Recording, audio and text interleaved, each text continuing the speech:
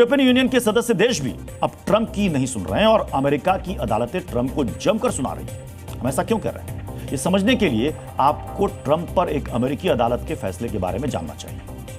America की federal जज Allison बरोज की अदालत में हार्वर्ड यूनिवर्सिटी ने याचिका दायर की थी। इस याचिका में यूनिवर्सिटी ने ट्रंप सरकार के फंडिंग रोकने के फैसले का विरोध किया था। सुनवाई के बाद जज ने फैसला दिया कि सरकार फौरन हार्वर्ड यूनिवर्सिटी की फंडिंग बहाल करे और भविष्य में फंडिंग रोकने जैसा कोई फैसला ना ले।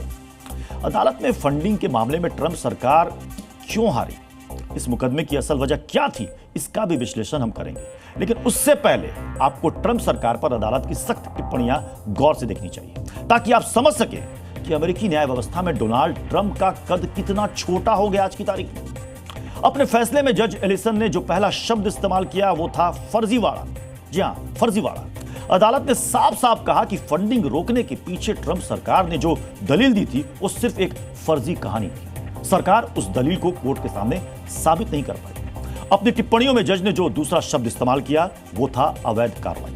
इस टिप्पणी में कहा गया कि सरकार ने खुद कानून का उल्लंघन करके फंडिंग रोकी, जो एक अवैध कार्रवाई है।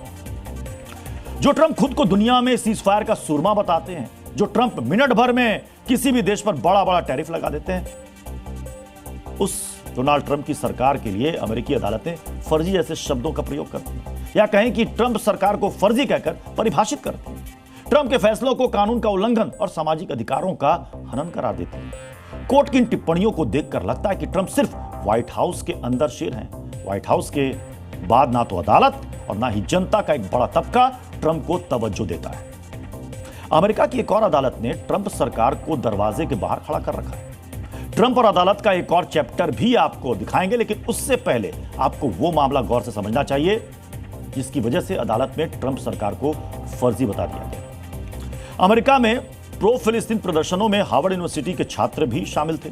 इन प्रदर्शनों के बाद ट्रंप सरकार ने यूनिवर्सिटी से प्रदर्शनों के वीडियो और प्रदर्शनकारी छात्रों की लिस्ट मांगी। कुछ छात्रों पर तो केस भी दर्ज कर दिए गए थे। जब यूनिवर्सिटी ने सभी छात्रों का नाम देने से इनकार कर दिया तो ट्रंप सरकार ने हार्वर्ड को दी जाने वाली फंडिंग में 2.2 अरब डॉलर की कटौती कर दी थी और इसी कटौती के विरोध में हार्वर्ड का छात्र संघ अदालत गया था। यूनिवर्सिटी की फंडिंग के मामले में ट्रंप सरकार की किरकिरी हो गई और अब आपको अदालत में ट्रंप की बेइज्जती का दूसरा चैप्टर दिखाते हैं। इस चैप्टर की वजह भी अमेरिका के माननीय राष्ट्रपति का एक आदेश ही है। अमेरिका की एक और फेडरल अदालत में ट्रंप सरकार के खिलाफ मुकदमा चल रहा था। इस मुकदमे की वजह भी थी अमेरिका के बड़े शहरों में नेशनल गार्ड्स की तैनाती।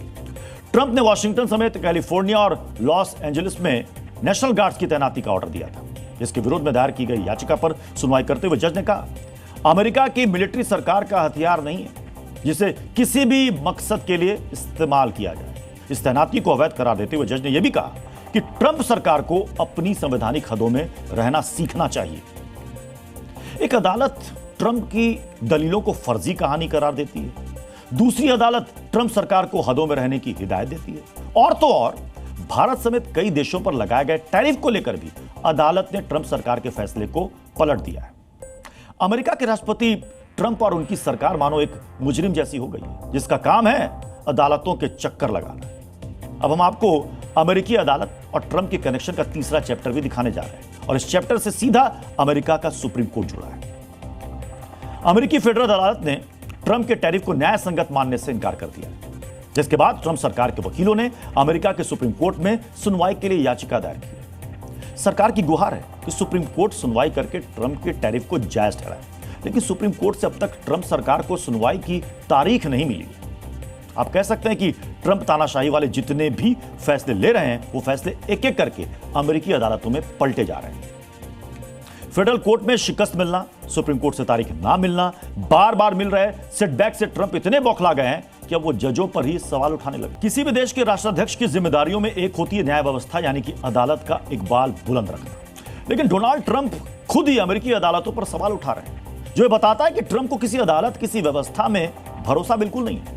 ट्रंप का सिर्फ एक ही कायदा है, कोई भी तिकड़म लगाकर अपना फायदा निकालना और जब फायदा ना मिले तो बेतुकी दलीलों के जरिए सवाल उठाना।